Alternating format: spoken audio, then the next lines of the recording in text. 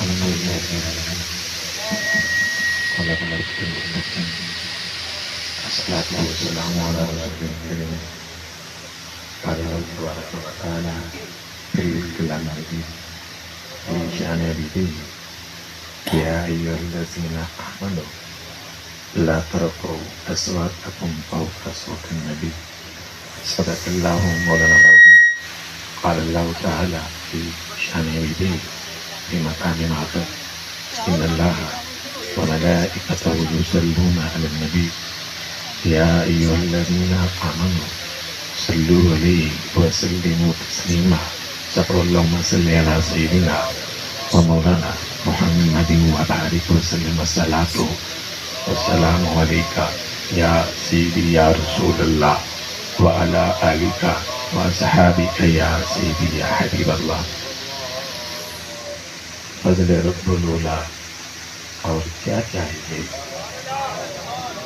مل گئے مصطفیٰ اور کیا چاہیے فضل رب العلا اور کیا چاہیے مل گئے مصطفیٰ اور کیا چاہیے دامن مصطفیٰ جن کے ہاتھوں میں ہے ان کو روز جزا اور کیا چاہیے فضل رب العلا اور کیا چاہیے مل گئے مصطفیٰ اور کیا چاہیے الحمدللہ ثم الحمدللہ اللہ کے نے آج پھر اس مقام پر ہم جیسے لوگوں کو مل بیٹھ کر اپنا ذکر اور اپنے پیارے حبیب فخر دو عالم جامع کائنات فخر کائنات امام الانبیاء صلی اللہ علیہ وسلم کا ذکر مبارک کرنے اور سننے کا موقع نصیب فرمایا. یہ ہماری خوش نصیبی ہے کہ ماہ ربیع الاول کے دن ہے اور آج آپ سب لوگ اپنے گھروں کو چھوڑ کر اپنے بستر کو چھوڑ کر اس عظیم محفل میں حاضر ہوئے جہاں اللہ کا ذکر بھی ہے اور اللہ کے پیارے حبیب صلی اللہ علیہ وسلم کا ذکر بھی ہے. اور یہ بزم ہر سال غالباً 3 نسبتوں کے ساتھ شمار کی جاتی ہے. ایک تو عرس مصطفیٰ احمد مجتبیٰ صلی اللہ علیہ وسلم اور ساتھ حضور غوث اعظم محبوب سبحانی حضور شیخ عبدالقادر جیلانی آپ کی 11ویں شریف اور ساتھ ساتھ حضور داتا گنج بخش علیہ رحمہ آپ کی اس کے ساتھ بھی نسبت ہوتی ہے. اللہ اور آپ ہر سال فکر محبت فرماتے ہوئے آج پھر حاضر ہیں. مذاکرات ہے سرکار معاشر میں کہتے اللہ وہ دیکھو ہمارا غلام سبحان اللہ. صوفی صاحب کی محبتیں آپ کو یہاں کہت لائیں. اور سب سے بڑی بات ان دنوں میں ہر مسلمان اپنی اپنی طاقت محبت کے انداز میں خوشیوں کا اظہار کر رہا ہے. جھنڈیاں لگا کر لائٹیں لگا کر اور دنیا والوں کو بتا رہا ہے کہ یہ جو ماہ ربیع الاول شریف گزر رہا ہے یہ عام نہیں ہے، یہ وہ مہینہ ہے اس میں اللہ کے حبیب فخر دو عالم صلی اللہ علیہ وسلم اس دنیا میں تشریف لائے، قدم رنجا فرمایا اور اس زمین کو مشرف فرمایا. حافظ صاحب بڑے ترنم کے ساتھ آپ صلی اللہ علیہ وسلم کے کمال کی فتح کا تذکرہ فرما رہے تھے. چند باتیں میں بھی آپ کی کوشش کرتا ہوں. جس آیت کا حصہ میں نے تلاوت کیا، کتنی بڑی بات. کسی کی تعریف تو مرید کرتا ہے، کسی کی تعریف اس کا شاگرد کرتا ہے. بڑے لوگ ہوں ان کے غلام ان کی تعریفیں کرتے ہیں، لیکن قربان جاؤں جس ہستی کا کلمہ ہمیں نصیب ہوا وہ کتنی شان والا ہے. اس کی عظمت، اس کی عظمت، اس کے کمال رب کریم خود بیان فرماتے ہیں. سبحان اللہ سبحان اور اللہ. مالک دنیا والوں کو بتانا چاہتا ہے کہ اللہ. نہیں ہے، یہ میرا بھی معبود ہے. اور اس آیت مبارکہ کے حصے میں اللہ کریم نے اپنے حبیب صلی اللہ علیہ وسلم کی بارگاہ میں جانے کے ادب سے آگاہ فرمایا کہ ادب کیسے کیا جاتا ہے، احترام کیسے کیا جاتا ہے. یہ محبت والے لوگ یوں نہیں کہتے تھے عشق دری تے جگ پردا نہ راہ ویکھدا نہ قرا ویکھدا جتنے چاہے جھکا دے وے عاشق دا سر، نہ کعبہ تے نہ کربلا۔ اللہ خدا، سبحان اللہ سبحان اللہ۔ اگر آپ صلی اللہ علیہ وسلم کی عظمت پوچھنی ہے تو پھر پائیدار صداقت سیدنا صدیق اکبر سے پوچھیں۔ اگر آپ کے کمالات پوچھنے ہیں تو پائیدار عدالت امیر المومنین سیدنا فاروق اعظم سے پوچھیں۔ اللہ اللہ۔ اگر آپ صلی اللہ علیہ وسلم کی شان پوچھنی ہے تو مولا کائنات شیر خدا سے پوچھیں۔ اور سب سے بڑی بات اس کے کمال، اس کی رفتیں، اس کی عظمتیں رب کریم خود بیان فرما۔ سبحان اللہ۔ نعرہ تکبیر، اللہ اکبر، نعرہ رسالت، یا رسول اللہ، نعرہ خلافت، حق شاریہ، نعرہ حیدری، یا علی، سرکار کی آمد، مرحبا، سرکار کی آمد، مرحبا، تاجدار ختم نبوت، زندہ باد، زندہ باد، تاجدار ختم نبوت، زندہ باد، زندہ باد، لبیک لبیک لبیک یا رسول اللہ، لبیک لبیک لبیک یا رسول اللہ، لبیک لبیک لبیک یا رسول اللہ۔ سبحان اللہ سبحان اللہ۔ یہ تھوڑی بات ہے، کوئی بازاروں میں گھوم رہے ہوں گے، کوئی ٹی وی کی زینت بنے ہوئے ہوں گے، کوئی موبائل کے ساتھ کھیل رہے ہوں گے، اور آپ کتنے خوش بخت ہیں، کتنی دیر سے بیٹھے ہیں، اللہ کا ذکر یا اللہ کے پیارے حبیب صلی اللہ علیہ وسلم کا ذکر ہے۔ اللہ کریم مفسرین کرام، محدثین کرام کے کروڑوں برکات کا نزول فرمائے، جنہوں نے قرآن مجید ہمارے لیے آسان کر دیا۔ اس کا پس منظر تھوڑا سا میں عرض کرتا ہوں کہ منافقین لوگ تھے نا، کلمہ تو پڑھتے تھے لیکن دل سے نہیں کھڑا تھا۔ انہوں نے ایک عادت اپنائی کہ جب آپ صلی اللہ علیہ وسلم کی بارگاہ میں آتے نا، اونچی آواز میں کلام کرتے، اونچی آواز سے چیختے۔ خواہش کیا تھی کہ یہ جو نئے لوگ ہیں، نئے مسلمان، کمزور مسلمان، وہ بھی ہماری پیروی کرے اور آپ صلی اللہ علیہ وسلم کی بے بارگاہ میں بے ادبی کی مرتکب ہوں، قربان جاؤں۔ وہ جانتے نہیں تھے یہ ہے کون، اس کا مقام کیا ہے، اس کا مرتبہ کیا ہے، تو آ کر زور سے بات کرتے تاکہ ہمیں دیکھتے ہوئے نئے مسلمان، نئے لوگ، کمزور مسلمان، وہ بھی ہماری پیروی کرتے ہوئے اونچی آواز میں بات کریں۔ لیکن قربان جاؤں اللہ کریم نے منافقوں کو اس چیز میں بھی ناکام بنا دیا۔ قرآن مجید کا نزول فرمایا لا ترفعوا اصواتکم فوق صوت النبی، جب تمہیں موقع ملے اور تم میرے یار کے آستان پہ آؤ، پھر تمہاری آوازیں اونچی نہ ہوں بلکہ تمہاری آوازیں پست ہوں۔ کیوں؟ اس لیے کہ جس بارگاہ میں آئے ہو وہ عام نہیں ہو، تو رب کی حبیب کی بارگاہ۔ اللہ اللہ سبحان اللہ سبحان اللہ۔ دوسرا حصہ اس کا شأن نزول یہ بیان کیا گیا، مفسرین کرام فرماتے ہیں، ابن حافظ بیان کرتے ہیں کہ آپ صلی اللہ علیہ وسلم کی بارگاہ میں کتنے خوش نصیب تھے وہ لوگ جنہوں نے بد دعا کا مکڑا دیکھا، واللیل کی زلفیں دیکھی۔ سبحان اللہ۔ آپ کی بارگاہ میں حاضر تھے سیدنا صدیق اکبر رضی اللہ تعالیٰ عنہ، تو عرض کرتے ہیں یا رسول اللہ صلی اللہ علیہ وسلم اس کو اس قوم کا عامل بنا دے کہ یہ خدمات پر انجام دے، اور سیدنا فاروق اعظم رضی اللہ عنہ فرمانے لگے حضور اس کو عامل نہ بنائیں۔ بحث شروع ہو گئی۔ اس وقت تک یہ قرآن مجید کی آیت نازل نہیں ہوئی تھی، یہ غلام تھے، پیر بھائی تھے، بحث و تکرار کر رہے تھے، لیکن کہاں اللہ کے حبیب صلی اللہ علیہ وسلم کی بارگاہ کے میں موجود سامنے تھے۔ تو ہوا کیا، جب یہ بحث شروع ہوئی تو سیدنا صدیق اکبر رضی اللہ عنہ آپ کہنے لگے اے امیر المومنین سیدنا فاروق اعظم، آپ نے میرے حکم کی مخالفت کی ہے، میں نے یہ کہا ہے کہ مقرر کر دیں عامل، اور آپ کہتے ہیں کہ نہ کریں۔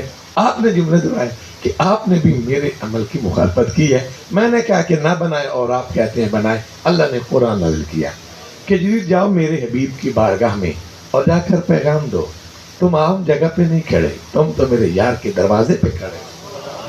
یہ بارگاہ عام نہیں ہے، یہ بارگاہ معمولی نہیں ہے۔ اللہ کریم جب آپ کو موقع عطا فرمائے اور تم جاؤ، اللہ بار بار لے کر جائے، ہمیں بھی بار بار یہ شرف عطا فرمائے۔ آج یہ جو موبائل ہے نا، اس نے ہمیں روک دیا ادب کرنے سے، ہمارے طریقے ہی چینج ہو گئے۔ ایک دن میں ضمن بات عرض کر رہا ہوں، اللہ نے موقع عطا کیا، ہم بیت اللہ شریف میں بیٹھے ہوئے تھے، ایک شخص کھڑا ہوتا ہے، پاکستان کے لوگ تھے، وہ دوست کو کہتا ہے جو اس کے ساتھ تھا کہ یار میری تصویر بناؤ، بالکل ہمارے ساتھ کھڑے تھے، تو اس نے وہ کیمرہ آن کیا، اس شخص نے ہاتھ اٹھائے لیکن یہ توفیق نہ ملی کہ چہرے پہ پھیر سکے، اس نے بٹن دبایا اور اس نے بس ہاتھ نیچے کر دیے، دوسری سائڈ پہ آ کر پھر اس نے تصویر بنائی، وہ ایسے کرتا اور ہاتھ چھوڑ دیتا، میں نے کہا جانتا نہیں تھا، چلو ہاتھ اٹھائے تو مانگ لیتا، کیا پتا میرے مالک کو اس کی کوئی ادا پسند آ جاتی اور آپ صلی اللہ علیہ وسلم کی بارگاہ میں آپ پہنچ جاتے ہیں۔ بس اب ہماری یہ خواہش ہوتی ہے کہ میری تصویر بن جائے، اچھی بات ہے، یادگار ہو، پر کم از کم ادب کو تو مروز خاطر رکھے، کچھ تو لے کے اٹھو، کچھ تو لے کے اٹھو اہل صفا کے در سے، کیونکہ یہ در قریب ہے مصطفیٰ کے در۔ امام مالک رحمۃ اللہ علیہ کا زمانہ تھا، بڑے مشہور نام ہے، ابو جعفر منصور بادشاہ تھے، انہیں موقع ملا آپ صلی اللہ علیہ وسلم کی بارگاہ میں حاضری کا۔ جب وہاں حاضر ہوئے تو کسی مسئلے پہ بات شروع ہو گئی تو ان کی آواز اونچی ہوئی، یہ بادشاہ تھے، سامنے کون تھے؟ عام ہستی نہیں، میرے حضور کا شان والا غلام حضرت امام مالک رحمۃ اللہ علیہ۔ تو جب آپ نے اس کا کلام سنا کہ بلند آواز سے کلام فرما رہے ہیں، اب میں مسلمانوں کے بادشاہ اپنی آواز دھیمی کرو، یہ جگہ اونچی بولنے کی نہیں ہے، کہاں کھڑے ہو اور آپ صلی اللہ علیہ وسلم کی بارگاہ میں کھڑے ہو کر اتنے بلند لہجے میں بات کر رہے ہو، تھے تو بادشاہ، لیکن وہ بھی جانتے تھے کہ یہ عام نہیں، یہ بھی نبی کا غلام ہے۔ سبحان اللہ، سبحان امام مالک رحمۃ اللہ علیہ کے یہ جملہ ارشاد فرمانا، تو ابو جعفر منصور بادشاہ نے عاجزی کا اظہار کیا اور تسلیم کیا، خاموش ہو گئے۔ پھر ایک بات کی، کس سے؟ حضرت امام مالک، وہ عاشق رسول، کیا بات تھی، کیا شان، کیا کمال، کیا محبت تھی، کیا وفا تھی۔ عرض کرتے ہیں یا حضرت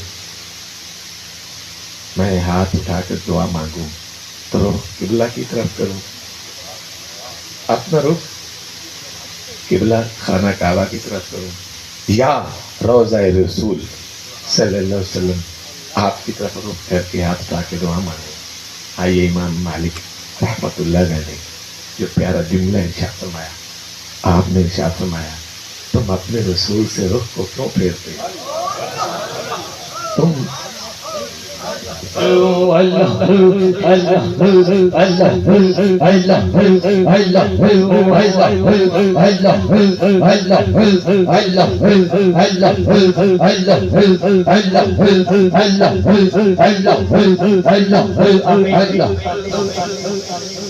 یہ نہیں فرمایا کہ بیت اللہ کی طرف منہ نہ کرو، بلکہ یہ ارشاد فرمایا تم اپنا رخ روضہ رسول صلی اللہ علیہ وسلم سے کیوں پھیرتے ہو؟ یہاں دعا کرنی ہے تو اپنا رخ روضہ رسول صلی اللہ علیہ وسلم کی طرف کریں، پھر اللہ کریم کی بارگاہ میں دعا مانگے۔ کیوں؟ فرمایا اس لیے کہ تیرے لیے اور تیرے جد امجد حضرت آدم علیہ السلام کے لیے وسیلہ ہے، پھر دعا مانگو شفاعت کی، اللہ تیرے لیے آپ کی شفاعت کو قبول کرے گا۔ سبحان اللہ۔ جب آپ کو موقع ملے تو اللہ کریم ہمیں بھی صحیح معنوں میں وہاں حاضری کا موقع عطا فرمائے۔ بذات سرکار معاشر میں کہہ دے وہ دیکھو ہمارا غلام آ رہا ہے۔ ایک دفعہ بڑی پیاری بات، آج یہ موبائل کا دور ہے، سوشل میڈیا، نئی نئی باتیں، نئے نئے لوگ سامنے آتے ہیں۔ میں بلکہ یوں کہتا ہوں اب تو ہر دوسرا شخص مفتی نظر آتا ہے، باتیں شروع کر دیتے ہیں، لیکن جب اللہ کے حبیب صلی اللہ علیہ وسلم کی بات آئے تو پھر تمہاری ایمان کی بات ہوگی۔ یہ ذہن میں رکھنا، یہ معمولی بات نہیں ہے۔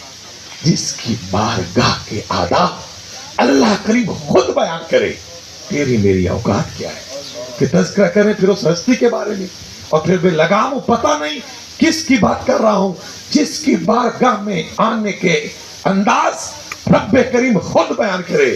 مجھے ایک بات بڑی اچھی لگی، امیر المجاہدین امام العاشقین بابا رضی رحمت اللہ علیہ سبحان اللہ اللہ کہ لوگ کہتے ہیں یہ جڑیاں کیوں لگاتے ہیں، یہ فانوس کیوں لگاتے ہیں، اللہ کیا صحابہ کرام نے لگائی؟ مجھے آپ کو وہ جملہ بڑا پسند آیا. آپ نے فرمایا جو میلاد صحابہ کرام نے منایا وہ تم منا نہیں سکتے. اللہ جو انداز حضور کے غلاموں کا تھا وہ تم کبھی اپنا نہیں سکتے. اللہ اللہ کہتے ابو عبیدہ کی کہ جب وہ اپنے والد کا سر کاٹ کے لائے، جاگ رہے ہیں، سبحان اللہ سبحان سر کاٹ کے لائے، آپ صلی اللہ علیہ وسلم نے دیکھا کہ وہ سر کسی شاپر میں نہیں ہے بلکہ کان سے پکڑا ہوا ہے، اور ہے کون؟ ان کے والد. ہم نے پوچھا یہ کیا ہے؟ کہا یا رسول اللہ اس نے آپ کی گستاخی کی ہے، میں نے اس کا سر کاٹ دیا ہے. اللہ لوگ اللہ آج بات کرتے ہیں کہ انہوں نے کیسا میلاد منایا، وہ کیا بات تھی. اور دوسری بات جو مثال دی، قربان جاؤں، کہ انہوں نے تو سب کچھ آپ صلی اللہ علیہ وسلم کی بارگاہ میں پیش کر دیا.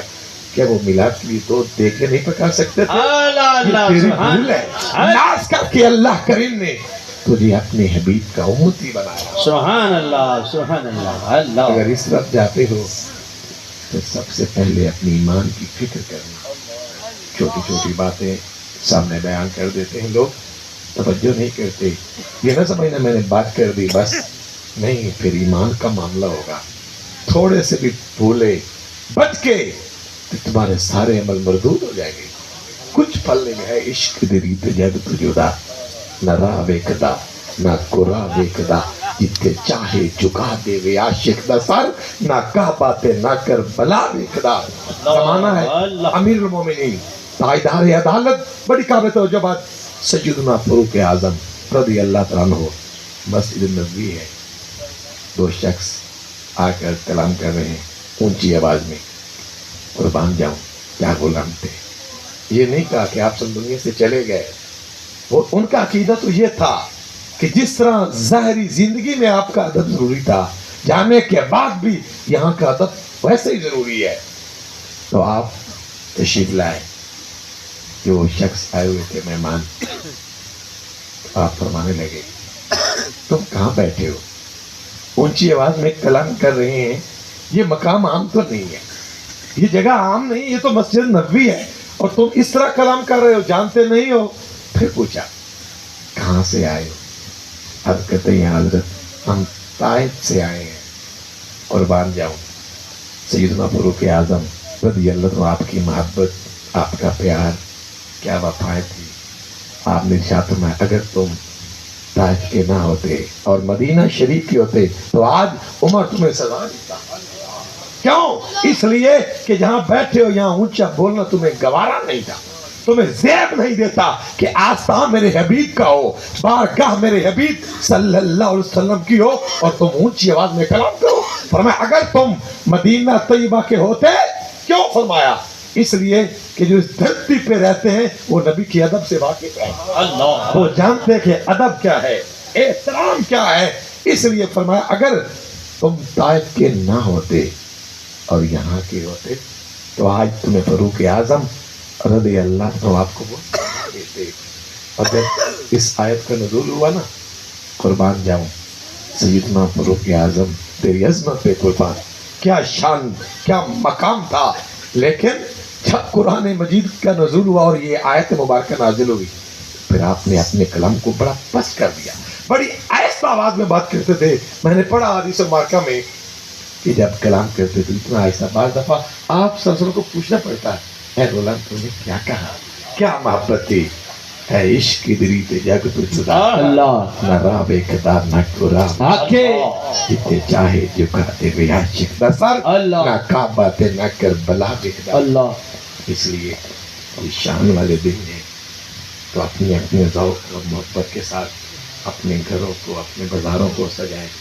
اور جب وہ دن آئے تمہارے محلے میں، تمہارے شہر میں جلوس گزرے نا، یہ نہ سمجھنا یہ مولوی صاحب کا جلوس جا رہا ہے، یہ قاری صاحب لے کر جا رہے ہیں، یہ صوفی صاحب دیکھو کس کے لیے جا رہے ہیں، یہ بزم کس کی سجا رہے ہیں. تو اس وقت جانے والے تاجر کو نہ دیکھو کہ تاجر جلوس لے کے جا رہا ہے، کوئی زمیندار جا رہا ہے، کوئی دکاندار جا رہا ہے، نہیں، یہ دیکھو کہ یہ جلوس میرے حبیب کی خوشی میں جا رہا ہے، اللہ اس میں شامل ہوں، اپنی گاڑی، اپنی موٹر سائیکل، دنیا کو دکھانے کے لیے نہیں، اپنے رب کو راضی کرنے کے لیے کہ چلو میں بھی شامل ہو جاؤں۔ ایک دن تو وقف کر دیں اس کی حبیب صلی اللہ علیہ وسلم کے لیے، جس کے صدقے رب نے پوری کائنات کو وجود بخشا۔ اور آنے والے دن وادی عریش کی سرزمین پہ عظیم الشان عرس مصطفیٰ اللہ احمد مجتبیٰ سبحان اللہ کا انعقاد کیا جا رہا ہے، اور اس دفعہ قدرتاً عرس مصطفیٰ بھی ہے اور 12 ربیع الاول بھی ہے۔ سبحان اللہ تو جن کے پاس وقت وہاں ضرور تشریف لانا۔ میرے حضور محبوب المشائخ، حضور محبوب ملت، سبحان اللہ ہم نے آپ کی تکلیفوں کو بھی دیکھا، آپ کی بیماریوں کو بھی دیکھا، لیکن اللہ پھر بھی سجدے کو نہیں چھوڑا۔ اللہ پھر وہ کیسا صوفی ہوگا جو سجدے چھوڑ دے؟ ہم سجدے چھوڑ دیتے ہیں، پھر سمجھیں تم صوفی نہیں ہو۔ مزاح ہے سرکار معاشر میں کہہ دیں، وہ دیکھو ہمارا غلام آ رہا ہے۔ یہ تو پیغام تھا صوفیاء کا، یہ جبینی اس کی بارگاہ میں جھکتی رہے، اس لیے نہیں کہ لوگ ہمیں صوفی اور حاجی کہیں، اس لیے جھکے کہ رب راضی ہوگا، میرا مالک میرا خالق راضی ہوگا۔ کتنے اچھے لگ رہے تاج سجا کے، پھر یہ جبین بھی اس کی بارگاہ میں جھکے، کیوں؟ اس لیے کہ آپ صلی اللہ علیہ وسلم نے کیا فرمایا، یہ نماز میری آنکھوں کی ٹھنڈا کرے۔ بہرحال کہ میں بات عرض کر رہا تھا کہ جب اس آیت کا نزول ہوا پھر صحابہ کرام نے اپنی آوازوں کو اتنا پس کر لیا کہ ہم بندہ سمجھتا بھی نہیں تھا کہ یہ کیا فرما رہے ہیں۔ اور ایک اور بڑی پیاری بات، ایک شخص جب مکہ کی سرزمین پہ نوجوان آپ صلی اللہ علیہ وسلم کو آتے دیکھتا، آپ کا چہرہ مبارک دیکھتا، مسلمان نہیں تھا تو کافر، بکریاں چراتا تھا، چرواہا جو ان پڑھ ہوتا ہے، جاہل سمجھتے ہیں، سادہ، لیکن جب آپ صلی اللہ علیہ وسلم تشریف لاتے وہ آپ کو آتے ہوئے دیکھتا رہتا، جب واپس پلٹتے تو پھر آپ صلی اللہ علیہ وسلم کی زلف مبارک کو اللہ آپ کی پیٹھ مبارک کو دیکھتا رہتا۔ جب آپ صلی اللہ علیہ وسلم نے ہجرت فرمائی، شہر مکہ کو چھوڑا، وہ خوش بخت، وہ خوش نصیب جو کافر تو تھا، لیکن دل میں تیرے اور میرے کریم آقا صلی اللہ علیہ وسلم کی اتنی محبت پیدا ہوئی کہ میں آج رہ نہیں سکتا، کیونکہ وہ چہرہ نہیں دیکھا جس کو آتے ہوئے دیکھتا تھا، جاتے ہوئے آپ کی پیٹھ کو دیکھتا تھا۔ بڑے اداس ہو گئے، گھر آئے، والد نہیں تھا، یتیم تھا، اپنے چچا سے کہنے لگے کہ میں آپ صلی اللہ علیہ وسلم کی بارگاہ میں جانا چاہتا ہوں، میں اسلام قبول کرنا چاہتا ہوں۔ چچا بڑا غصے ہوا، انہوں نے کہا تم یہ کیا کر رہے، تم پتہ نہیں ہے ہم کافر لوگ ہیں اور یہ تیرے پاس مال ہے، یہ تیرا نہیں ہے، یہ تو میرا ہے۔ وہ یتیم دیکھنے لگا اس کی طرف، کہنے لگا تم جانتے نہیں ہو، یہ جو لباس ہے نا یہ بھی میرا ہے، یہ جو جوتے پہنے ہیں یہ بھی میرا ہے، تم تو چھوٹے تھے، تیرے باپ نے میرے گھر میں تجھے پھینک دیا، تمہارا تو کچھ نہیں ہے، قربان جاؤں۔ کیا محبت، کیا پیار تھا، کہا نہ مال چاہیے، نہ بکریاں چاہیے، نہ تیرا سوٹ چاہیے، نہ تیرے جوتے چاہیے، مجھے چاہیے تو مصطفیٰ چاہیے۔ وہ خوش نصیب تھا، ایک چرواہا، ان پڑھ کہتے ہو، سادہ، لیکن وہ خوش بخت اپنے چچا کے ساتھ کہتا ہے کہ نہیں، تم نے مال لینا ہے تو لے لو، مجھے تیرے مال کی ضرورت نہیں ہے، تیرے رزق کی ضرورت نہیں ہے، تیرے کپڑے مجھے نہیں چاہیے، ہاں ایک ہی خواہش ہے، میں بد دعا کا بکھڑا دیکھوں، بلیل کی زلفیں دیکھوں۔ وہ خوش نصیب چاچا نے وہ سارا مال لے لیا، وہ بکریاں، میں نے یہاں تک پڑھا کہ انہوں نے کہا یہ سوٹ اتار دو، جوتے بھی اتار دیے، اپنے ماں کے گھر آئے، دستک دی، کہتا ہے تو نے مجھے چچا کے حوالے تو کر دیا، آج اس نے سب کچھ لے لیا، میں کچھ نہیں مانگتا، ایک چادر دے دو، جب میں اپنے باندھ لوں تو چادر دی، میں نے اس کے 2 حصے کیے، ایک باندھ لی، ایک حصہ اوپر کر لیا، نکلے تو جو لوگ جانتے تھے، قافلہ ملا، پوچھا کہاں جا رہے ہو، کہتا ہے میں آپ صلی اللہ علیہ وسلم کی بارگاہ میں اسلام قبول کرنے جا رہا ہوں۔ انہوں نے کہا یہ تیری حالت، کپڑے نہیں ہیں، جوتے نہیں ہیں، محنت کرو، 2-4 دن مزدوری کر لو، کپڑے پہن لینا، جوتے خرید لینا، پھر آپ کی بارگاہ میں جانا تاکہ تیری کوئی عزت ہو۔ لیکن نہیں جانتے تھے عشق دی چوٹ لگ گئی سی ہے، عشق کی دری تے جگ تو جدا، کہتے ہیں مجھے مال کی ضرورت نہیں ہے، جوتوں کی ضرورت نہیں ہے، بس میں تو دعا کا بکرا دیکھنا چاہتا ہوں۔ وہ خوش بخت چلتا ہوا تیرے اور میرے کریم آقا صلی اللہ علیہ وسلم آپ کی بارگاہ میں پہنچ جاتا ہے. جب آپ کی بارگاہ میں حاضر ہوا, آپ سے سن دیکھا, پوچھا جی نبی کہاں سے آئے؟ عرض کرتا مکہ کی سرزمین سے آیا ہوں. نام کیا ہے؟ کہا مجھے عبدالعزیٰ کہتے ہیں. جب یہ نام بتایا تو آپ صلی اللہ علیہ وسلم نے کیا فرمایا؟ آج کے بعد تیرا نام عبداللہ ہے. وہ خوشبخت کلمہ پڑھ کے مسلمان ہو گیا, اور اس خوش نصیب کا نام پھر میرے کریم رسول صلی اللہ علیہ وسلم نے عبداللہ رکھا. دن گزرتے گئے, قرآن پاک سیکھنے لگ گیا. تو پھر جاتی انسان تھا, چرواہا تھا, وہ زور زور سے پڑھتا. سیدنا فاروق اعظم رضی اللہ تعالیٰ عنہ آپ صلی اللہ علیہ وسلم کی بارگاہ میں حاضر ہوئے, عرض کرتے ہیں یہ جو عبداللہ آیا ہے نا, یہ تو بڑی زور زور سے پڑھتا ہے, ہم ڈسٹرب ہوتے ہیں, اسے سمجھائیں کہ ایسا پڑھے. قربان جاؤں, کیا کریم ہے. آپ صلی اللہ علیہ وسلم نے فرمایا اسے کچھ نہ کرو. اس نے تو گھر چھوڑ دیا, اس نے مال چھوڑ دیا, اس نے رشتے داروں کو چھوڑ دیا, اپنے شہر کو چھوڑ دیا, سب کو چھوڑ کر میرے پاس آیا ہے. وہ جیسے کرتا ہے اسے کرنے دو. ایک دن آیا آپ کی بارگاہ میں, عرض کرتا یا رسول اللہ صلی اللہ علیہ وسلم دعا فرمائے, میرا مالک مجھے شہادت کی موت عطا فرمائے, شہادت کی موت نصیب فرمائے. قربان جب آپ موج میں تھے, آپ صلی اللہ علیہ وسلم نے غلام کو فرمایا جاؤ بیری کا چھلکا لاؤ. غلام بیری کا چھلکا لائے, آپ صلی اللہ علیہ وسلم اس کو باندھ دیا, اور آپ کے جو جملے تھے آپ نے ارشاد فرمایا میرے مالک کفار کی تلوار کو میرے عبداللہ پہ حرام کر دے. کفار کی تلوار کو اس پر, کفار کی تلوار اثر نہ کرے. حضرت عبداللہ رونے لگے, یا رسول اللہ صلی اللہ علیہ وسلم میں نے کیا عرض کیا تھا کہ دعا فرمائے میرا مالک مجھے شہادت نصیب فرمائے, اور آپ فرما رہے ہیں کہ مالک کفار کی تلواریں اس کے اوپر حرام کر دے, ان کا خون حرام کر دے, کوئی تلوار اس پہ اثر نہ کرے. آپ نے شاہ فرمایا عبداللہ تجھے شہادت کا مرتبہ ملے گا, لیکن کافر کی تلوار تجھ پہ اثر نہیں کرے گی.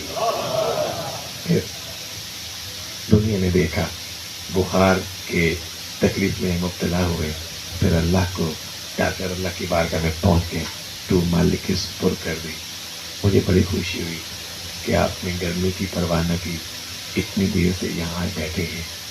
تھوڑا سا سوچے تو ضرور میں کتنا خوش نصیب ہوں کہ اللہ نے مجھے اپنے حبیب صلی اللہ علیہ وسلم کا امتی بنایا. وہ امتی پھر دن ربیع الاول کے میری زمین کتنی بار اس کی بارگاہ میں لکھتی ہے کہ میری وجہ سے میرے والدین پریشان تو نہیں ہیں. ہم تو سفر کرتے ہیں, بزرگوں کی پرواہ نہیں کرتے.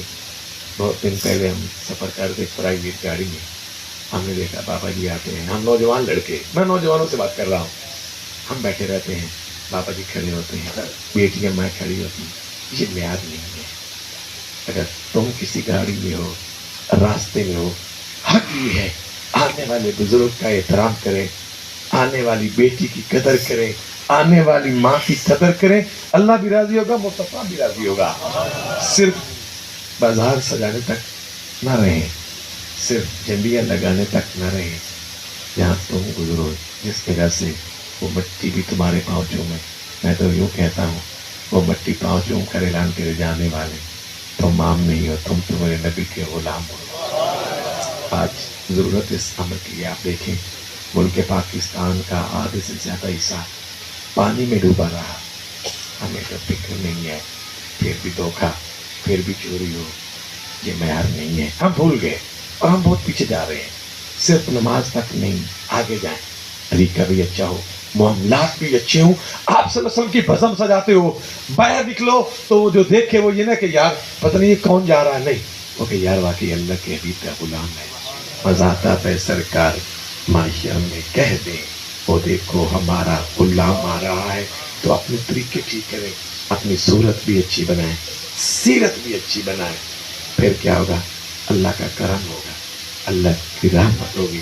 پھر تم تو ویسے بھی بزرگوں کے ساتھ اٹیچ ہو, تمہارے طریقے سے بھی خوشبو ہے, تمہارے ماں باپ بھی تمہاری ذات سے خوش ہوں, تمہارے علاقے کے لوگ بھی خوش ہوں. یہ نہیں ہے راستہ نہ دے, موٹر سائیکل سامنے بگاتے رہے, اپنی پرواہ بھی نہ ہو, آنے والے کی پرواہ نہ ہو, گھر والوں کی فکر نہ ہو. میرے قریب یہ پچھلے بدھ کو شادی تھی ایک نوجوان لڑکے کی, گلگت کی سرزمین پہ کام کے لیے گیا ہوا تھا. ایک घंटा ट्रैवलिंग की इस्लामाबाद की तरफ। गलगित अड्डा दूर था, पहाड़ी इलाके थे। मेरे दोस्त बता रहे थे, वो नौजवान 1 घंटा ट्रैवलिंग करने के बाद फिर वापस जाता है। क्या सोच कर फ़ोन किया उन दोस्तों को कि मैं वापस आ रहा हूँ, मैं कल सैर करूँगा, फिर जाऊँगा, पता नहीं फिर सब इस गलगित में आना नसीब हो या ना हो। तो दोस्त बता रहे थे वो वापस आ गया। अगले दिन हम सारे दोस्त मिलकर 8-10 को नांगा पर्वत दीगर जगह पे सैर के लिए गए। वापस पलटे अगले दिन से मैं काम करता हूँ फिर घर जाऊँगा, लेकिन जानता नहीं था कि मैंने क्या किस हाल में जाना है।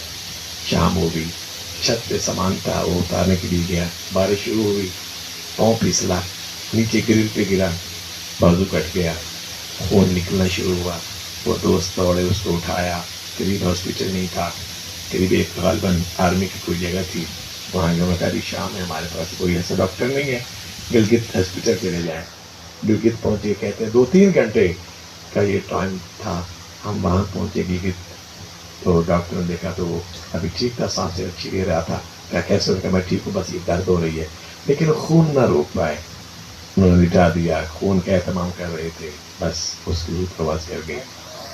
उन्होंने उसको बुलाया, अशरफ हैं इस्लामाबाद के, बड़े अच्छे दोस्त हैं, जानने वाले, मोहब्बत करने वाले। वो कहते हैं क्योंकि हम तो ये कह रहे थे कि हम इसकी शादी में जाएंगे, वहाँ जाके फेरा बनाएंगे, हम इसके लिए फुला खरीदेंगे, लेकिन वो सेहरा भी भूल गए, उसके लिए कपड़े भी भूल गए।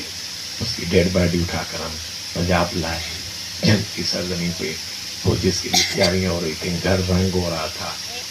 उनकी ख्वाहिश थी हमारे बेटे की शादी है। ये बुध की बात, ये पिछला बुध 3 दिन पहले, और उससे 1 हफ्ता के बाद वो अल्लाह को प्यारा हो गया। सांसों का कोई भरोसा नहीं है कि कब खत्म हो जाए।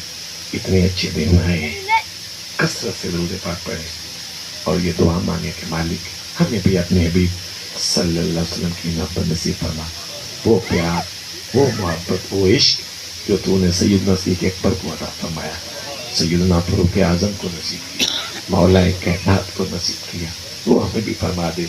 हम तो बस पैसों पड़ रहे हैं, वो क्या कर रहा है, ये क्या कर रहा है, थोड़ी सी अपनी तरकीब भी बनाए, अल्लाह का करम होगा। लेकिन ये देख मेरे को, होश आने वाले, तुम्हारा मकाम बड़ा है। क्यों बड़ा है? इसलिए कि अल्लाह करीम ने तुम्हें आम इंसान नहीं, तुम्हें मुसलमान बनाया। और हमारी ये खुशबख्ती है, तुम्हारे और भी दोस्त होंगे, करीब भी होंगे, इसी महल्ले में होंगे, तुम आए हो वो घर में बैठे होंगे, गप्पे हाँक रहे होंगे, बाजार में होटलों में बैठे होंगे, बातें कर रहे होंगे। अल्लाह ने कितना करम किया, हमें चुन लिया, आपको चुन लिया और यहाँ आने का मौका दिया। अल्लाह करीम सबका आना कबूल फरमाए और आप सल्लल्लाहु अलैहि वसल्लम की मोहब्बत और ताबेदारी की तौफीक अता फरमाए। वमा अलैया इल्लल बलाग। मुस्तफा